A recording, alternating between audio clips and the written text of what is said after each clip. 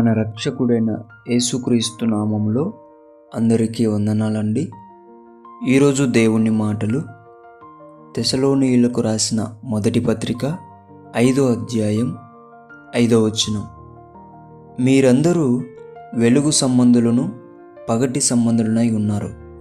మనము రాత్రి వారము కాము, చీకటి వారము కాము. ప్రియమైన దేవుని బిడ్డలారా, దేవుడైతే మనల్ని అందరినీ కూడా పగటి సంబంధులు, వెలుగు సంబంధులు అని పిలుస్తున్నాడు. అయితే ప్రియమైన దేవుని బిడ్డ, వెలుగు సంబంధులు అంటే దేవుని సంబంధులు, చీకటి సంబంధులు అంటే అపవాది సంబంధులు. నీవు ఎక్కడ ఉన్నావు, ఎవరితో సంబంధం కలిగి ఉంటున్నావు అనేదే ఇక్కడ ప్రాముఖ్యత. ప్రియమైన దేవుని బిడ్డ, దేవునిలో నీవు ఉన్నావంటే క్రీస్తును నీవు ప్రతి ఒక్కరికి కూడా చక్కగా తెలియజేయగలుగుతావు. చీకట్లో నీవు ఉన్నావంటే ఆయన గురించి నీకు ఏమీ తెలియదు.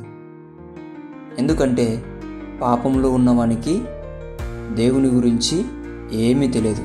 వాడు అనుకుంటాడంట, దేవుడు నాలాంటి వాడే అనుకుంటాడంట. వానికి కోపం వస్తే దేవుడు కోపడతాడని, వాడు ఎవరన్నా శిక్షిస్తే దేవుడు కూడా వాడిని శిక్షిస్తాడని, ఇలా దేవునికి వానికి సంబంధం లేనట్టు వాడు ఊహించుకుంటూ ఉంటాడు. అయితే ప్రియమైన దేవుని బిడ్డ, నీవు దేవుని సంబంధివి. నీవు పాపంలో ఉండడానికి వీల్లేదు, నీవు చీకట్లో ఉండడానికి వీల్లేదు, లోకంలో ఉండడానికి వీల్లేదు. దేవుని బిడ్డ, ఎక్కడున్నావో ఆలోచించు. వెలుగు సంబంధిగా పిలువబడుతూ చీకట్లో ఉన్నట్లయితే చాలా ప్రమాదకరం, చాలా చాలా ప్రమాదకరం. ఇప్పటికైనా దేవుని మాటను పట్టుకో.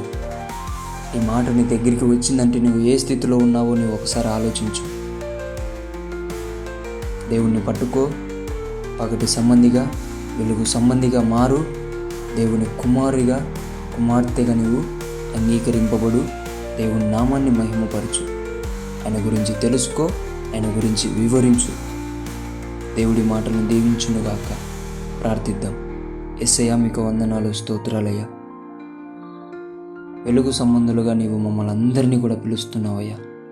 దాన్ని మేము కాపాడుకునే వారిగా, చీకటి సంబంధమైన ప్రతి పాపమును మేము వదిలేసి, చీకటి సంబంధమైన ప్రతి పని, ప్రతి ఆలోచనను మేము వదిలించుకొని వెలుగు సంబంధిగా దేవుని మాటను పట్టుకొని నడిచే బిడ్డలుగా మమ్మల్ని నీవు లేవనెత్తి నడిపించమని, కొనసాగించమని యేసు నామములో ప్రార్థిస్తున్నాం తండ్రి. ఆమేన్.